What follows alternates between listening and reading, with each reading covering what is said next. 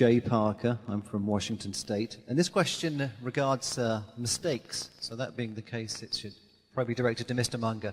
Mr. Munger, I know you're fond of evoking humility to promote rational thought. So my question is, what's the most recent business mistake that you've made, Mr. Munger, and why did it occur?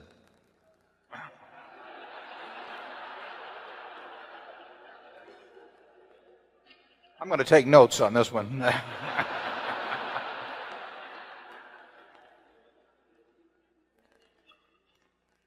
The mistakes that have been most extreme in Berkshire's history are mistakes of omission. They don't show up in our figures. They show up in opportunity costs. In other words, we have opportunities. We almost do it. In retrospect, we can tell that we were very much mistaken not to do it.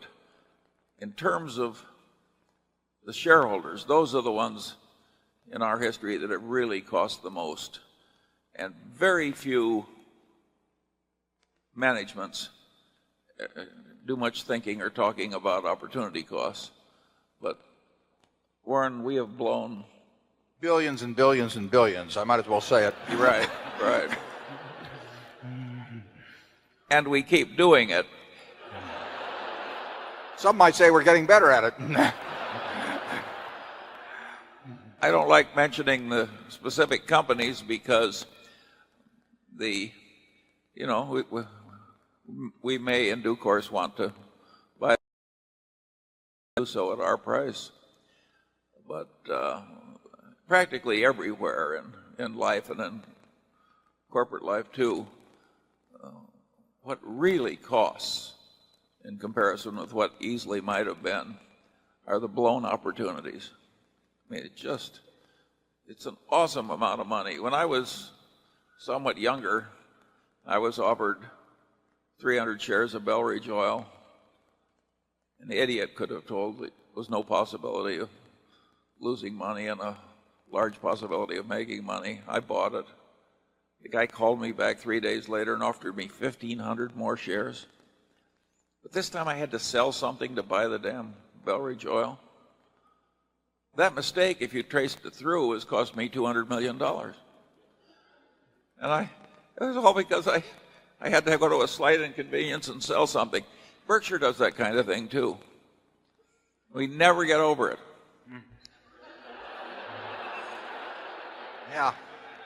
I might add that when we speak of errors of omission, of which we've had plenty, and some very big ones, we don't mean not buying some stock where a friend runs it or we know the name and it went from 1 to 100. That doesn't mean anything.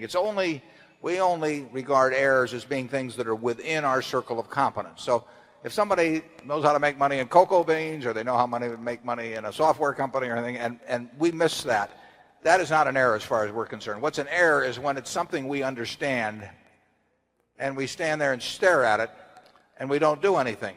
Or worse yet, what really gets me is when we do something very small with it. We do an eyedropper's worth of it when we could do it very big. Charlie refers to that elegantly when I do that sort of thing as when I'm sucking my thumb. And they're really, I mean, we have been thumb suckers at times with businesses that we understood well. And it may have been because we started buying and the price moved up a little and